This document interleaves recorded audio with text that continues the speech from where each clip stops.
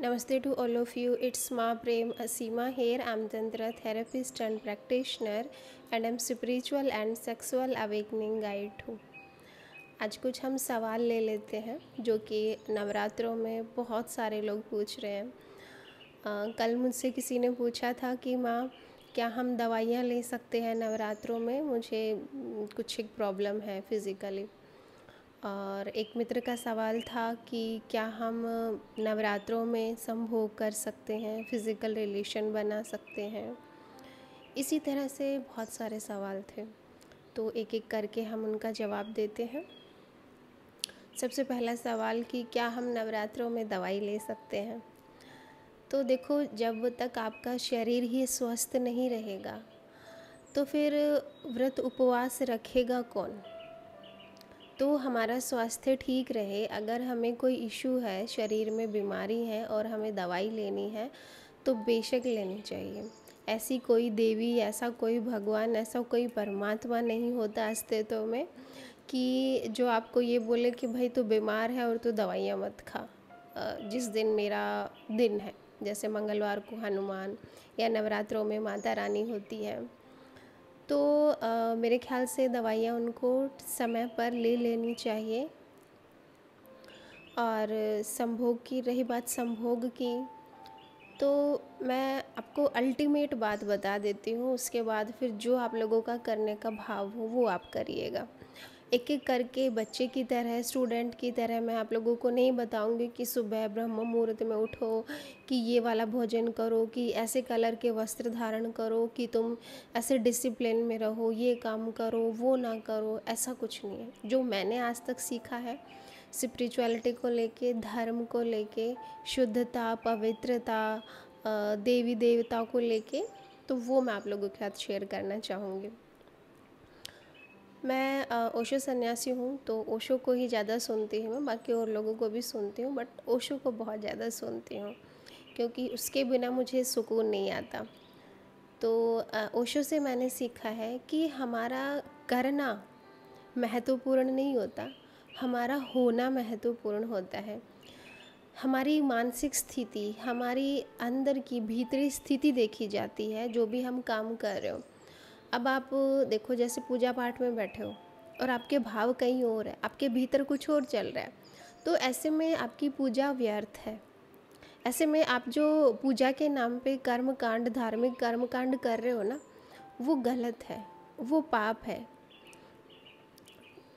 और मान लो आप कहीं कोठे पर भी बैठे हो, वैशाल्य पर बैठे हो, या आप युद्ध स्थल पे बैठे हो और आपके भाव प्योर हैं, आप बिल्कुल अवेयर हो, आप जागरूक हो, आप श्रद्धा से, भक्ति से बैठे हो, ग्रेटिट्यूड के भाव से हो, जहाँ पर भी हो, तो आप भले कुछ भी कर रहे हो तो वो काम आपके लिए पुण्य है, वो काम आपके लिए धार्मिक है, वो काम आपके लिए शुद्ध है, प्योर है। तो कर्म महत्वपूर्ण नहीं होता, आपकी भाव स्थिति महत्वपूर्ण होती है कि आप हो क्या। अब मान लो नवरात्रों में हम कुछ अलग तरह का भोजन खा लें, जो भी हम भोजन खाएंगे हम उसको प्रसाद बोलते हैं, है ना, कि हम प्रसाद ग्रहण कर रहे हैं। हम हर रोज़ अपने शरीर का ध्यान रखते हैं, नए नए कपड़े पहनते हैं, अच्छा सा मेकअप करते हैं, और मतलब नाखून वगैरह नहीं काटते, हिंसा नहीं करते किसी पे, नॉन वेज नहीं खाते हम, दारू शराब वगैरह हम नहीं पीते, लड़ाई से हम बचते हैं। हम सोचते हैं कि ये 9 दिन है ना हमारे बहुत शुद्ध जाएं, बहुत पवित्र जाएं। इनमें माता रानी, हर स्त्री में हम माता रानी देखते हैं। मैंने मीडिया पे, फेसबुक, इंस्टाग्राम पे वीडियो देखी है, छोटी छोटी बच्चियाँ होती हैं और हम उनके पैर छू रहे हैं, उनको नहला रहे हैं, उनके लिए बहुत सुंदर सुंदर से गीत बना रहे हैं, वीडियो बना रहे हैं, मतलब कि उनको हम पूज रहे हैं। मतलब कि हर स्त्री में, मतलब हर फेमिनिन जो क्वालिटी होती है, माता देवी जिसको हम बोलते हैं, तो हम हर स्त्री में, हर छोटे बच्चे, हर साधारण छोटे बच्चे में हम माता रानी को देख रहे हैं। हर स्त्री में हमें माता दिखाई देती है। पर ऐसा क्यों होता है कि ये माता सिर्फ 9 दिन ही हमें दिखाई देती है, 9 दिन ही हमें महसूस होती है, बाकी के दिन तो नहीं होती। जितना भारत में इन 9 दिनों में माँओं को पूजा जाता है, उतना बाकी दिनों में क्यों नहीं पूजा जाता? अब आप अपने इर्द गिर्द देख लीजिए, सब लोग मतलब जो व्रत उपवास नहीं रखते वो भी एक धार्मिक अनुष्ठान में खुद को महसूस करते हैं, खुद को मानते हैं कि भाई माता रानी के दिन है, नवरात्रे हैं, 9 दिन हैं, इनमें हमें सब कुछ बहुत अच्छा अच्छा सा करना है, बहुत अच्छे अच्छे भावों से रहना है। कुछ लोग जब 9 दिन व्रत नहीं रख पाते तो अगला पिछला रख लेते हैं, मतलब इस तरह से अपनी सुविधा के हिसाब से लोग रहते हैं। और हर जगह जगराता, पूजा पाठ ये सब होता रहता है। पर ये सिर्फ 9 ही दिन क्यों होता है? आप जब भोजन खाते हो, जिस अभी 9 दिनों में उसको प्रसाद मानते हो, तो बाकी के दिनों में प्रसाद क्यों नहीं मानते? आप जिस मूर्ति के सामने झुकते हो, जिस माता रानी की पूजा करते हो, जिस निष्ठा से भक्ति से उसके पूजा आराधना करते हो सुबह शाम, बाकी के दिनों में आपको क्या हो जाता है? आपकी जो घर की औरतें हैं वो सुखी नहीं है, वो बेचैन है, वो अपना अधूरापन जी रही हैं, दुखी जी रही है वो। तो जब घर की माता आपकी खुश नहीं होगी, हैप्पी नहीं होगी, घर की माता के सामने आपको शर्म आती है उसके चरण छूने में, उसकी पूजा करने में, उसकी बात मानने में, आपके अहंकार को ठेस लगती है, तो वो माता आपको क्या दे देगी जिसकी आप पूजा कर रहे हो, जिसकी मूर्ति के आगे आप दिन रात झुक रहे हो, आरतियाँ उतार रहे हो? जब घर की माता आपकी असंतुष्ट है तो वो वाली माता आपको आशीर्वाद कैसे दे देगी? तो मेरा कहने का भाव ये कि अगर आप लोगों को शुद्धता चाहिए, जीवन में पवित्रता चाहिए, श्रद्धा चाहिए, भक्ति चाहिए, आप चाहते हो कि माँ आप पर सदा कृपा माँ की बरसती रहे, बनी रहे, तो सिर्फ 9 दिन ही नहीं, पूरा साल, पूरा जीवन आपको ऐसे रहना पड़ेगा। तब सही मायने में आप नवरात्रे का अर्थ समझ पाए हो। सिर्फ 9 दिन करोगे, बाकी के दिन ऐसा नहीं करोगे तो वो पाखंड कहलाएगा। अब 9 दिन आप मांस मदिरा को हाथ मत लगाओ, 10वें दिन आप ऐसे टूट के पड़ते हो, ऐसे टूट के पड़ते हो इन चीज़ों पे कि बुरा हाल है, पूछो मत। जैसे जेल से कैदी भागता है, जैसे छोटे बच्चे स्कूल में जब छुट्टी हो जाती है तो भागते हैं। तो ये सब क्या है? ये आपका 9 दिन का सिर्फ पाखंड था, दिखावा था, ज़बरदस्ती आपने खुद को रोक रखा था। अब हमें ये कहा जाता है कि 9 दिनों में हम फिज़िकल इंटीमेट भी नहीं होंगे, संभोग भी नहीं करेंगे। क्यों? क्योंकि हम संभोग को बुरा मानते हैं, हम पाप मानते हैं, हम इसको वासना से जोड़ते हैं कि काम, क्रोध, लोभ, मोह, मद ये सब नहीं करना होता जिस दिन हम व्रत उपवास रखते हैं, जिस दिन हम पूजा पाठ करते हैं। तो देखो, कोई भी चीज़ अपने आप में बुरी नहीं होती, आपकी श्रद्धा, आपकी मेंटेलिटी, आपकी स्टेट देखी जाती है। संभोग को आप वासना से क्यों कर रहे हो? संभोग को आप पूजा मान के, अनुष्ठान मान के क्यों नहीं कर सकते? जब भी आपको संभोग करना हो, अगर आप इस भाव से मंदिर में प्रवेश करो, इस भाव से आप अपनी औरत के पास जाओ कि वो देवी है, तो मेरे ख्याल से 9 दिनों में भी आपको कोई तकलीफ़ नहीं होगी कुछ भी करने में। ये भाव जो, और ये अपने अंदर से निकाल दो कि कोई भी चीज़ पाप है, कोई भी चीज़ पुण्य है। बुद्ध कहते थे एक ही चीज़ पाप है कि आप बेहोश हो, आप मूर्छा में हो, आपको पता नहीं है कि आप कौन हो, आप क्या हो, आपको नहीं पता है कि आप ही परमात्मा हो। आप जिसको पूज रहे हो ना, आप वही हो, आप जिसको खोज रहे हो आप वही हो।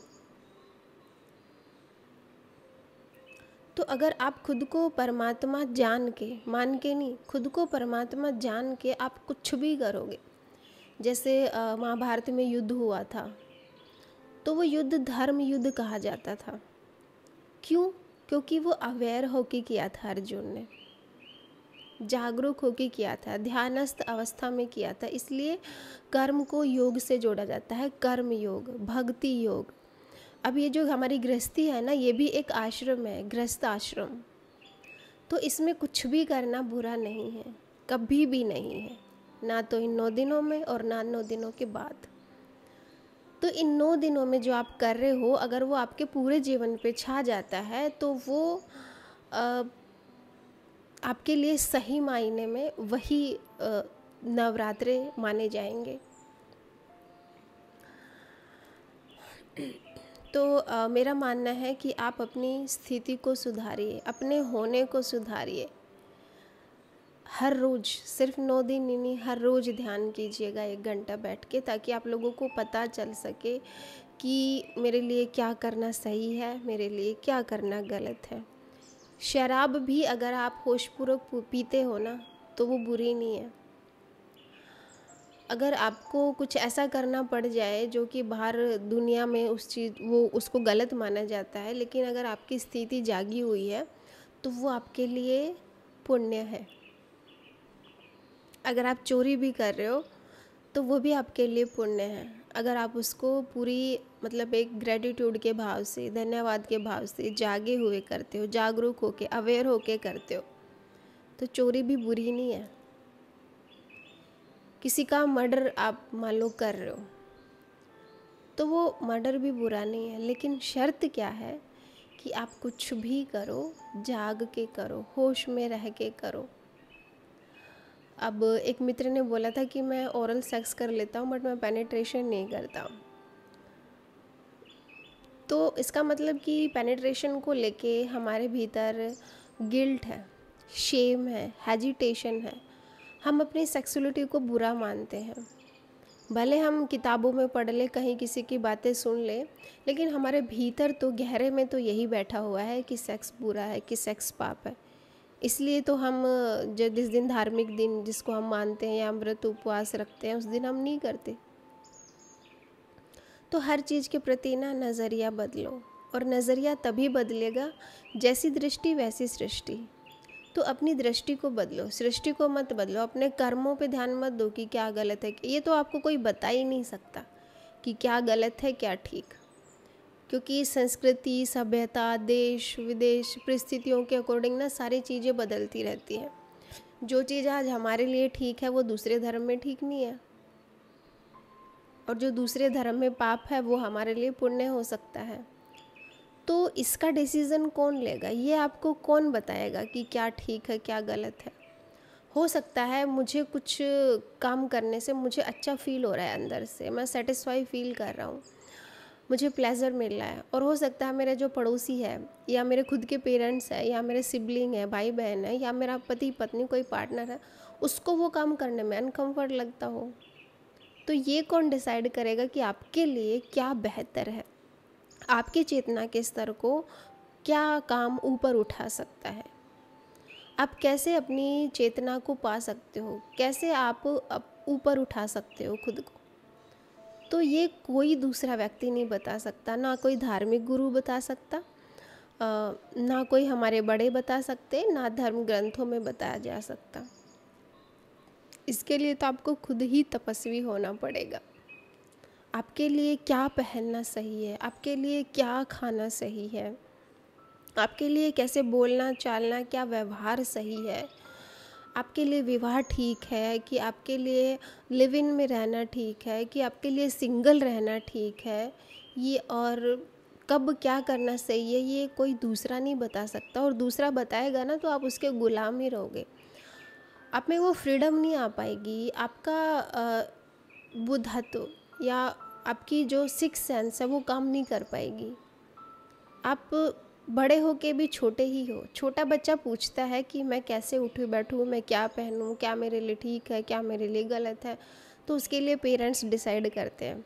फिर जब वो बड़ा हो जाता है तो टीचर्स बताते हैं, फिर बड़ा हो जाता तो समाज बताता है। तो आप अभी भी बच्चे ही बने हुए हो, आपको पता ही नहीं, छोटी छोटी बातें, बेसिक चीज़ें आपको नहीं पता है। आप सोच के देखिए आप कितना डरे बैठे हैं परमात्मा से भी, धर्म से भी, कि अगर आप बीमार हो तो आप एक गोली भी नहीं खा सकते। इस आपको लगता है कि यार ये तो पाप हो गया, कि ये तो गलत है। तो आप सोच के देखिए किस हद तक हम परमात्मा के रूप को लेके डरे हुए हैं कि परमात्मा हमें दंड देगा, कि हमें पाप लगेगा। कहीं कोई परमात्मा ऐसा नहीं बैठा जो आपको दंड दे, जो आपके लेखा जोखा लिख रहा हो बैठ के कि अब आप क्या कर रहे हो, कि अब आप क्या नहीं कर रहे हो। दूसरा कहीं कोई है ही नहीं। अगर अध्यात्म की भाषा में बोलूँ तो मैं, सब कुछ आप ही हो। तो आपको ही डिसाइड करना है, अपने फैसले आपको खुद लेने हैं, अपने जीवन का भार आपको खुद अपने कंधों पर लेना है, खुद खुद को जगाना है, खुद खुद को पैदा करना है, अपना गर्भ धारण आपको खुद धारण करना है। तो आज से अपनी रिस्पॉन्सिबिलिटी खुद लीजिए। मुझे क्या करना है, मुझे क्या नहीं करना है, ये किसी से मत पूछो। गलत होता है कोई बात नहीं, अगर आप आज कुछ कर रहे हो उसका परिणाम आपको भुगतना पड़ रहा है, ऐसा कि जो आप नहीं चाहते वो आपको मिल रहा है आपके करने से, तो कोई बात नहीं, अगली बार ठीक कर लेना, अगली बार और सुधार कर लेना, अगली बार किसी दूसरे तरीके से करके देखना उस काम को, हो सकता है तब आपको अच्छा रिजल्ट मिले। तो मैं तो कहती हूँ किसी से भी, किसी भी गुरु से, किसी से भी कुछ भी मत पूछो। सिर्फ आपका जीवन ही परमात्मा है, आपका जीवन ही आपको सब कुछ सिखा देगा। और इतने गट्स, इतना सेल्फ रिस्पेक्ट, इतना सेल्फ लव, इतना सेल्फ कॉन्फिडेंस आपके भीतर होना चाहिए कि आप जो हो वो आप पूर्ण हो।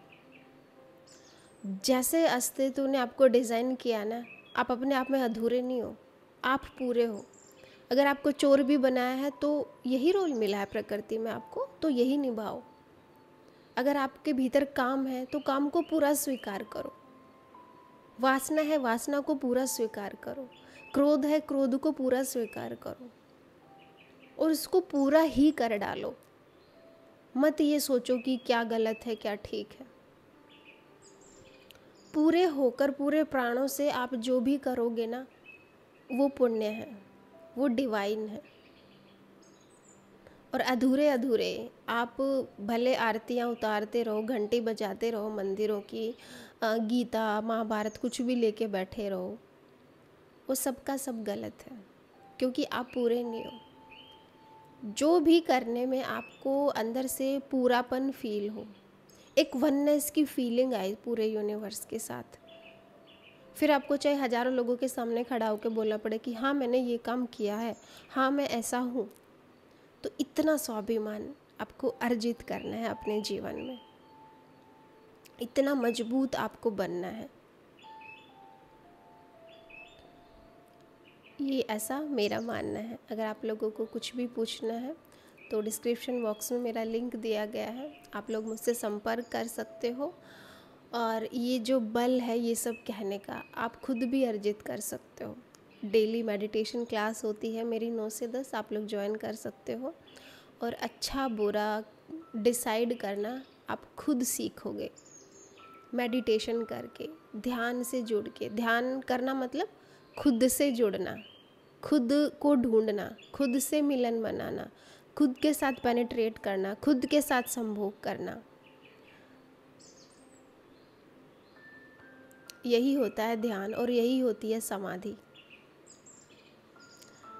Thank you so much for listening me. यही थी मेरी आज की शेयरिंग। अगर आप लोगों को पसंद आई हो तो चैनल सब्सक्राइब कर लो, कमेंट भी छोड़ सकते हो। मिलते हैं नेक्स्ट वीडियो।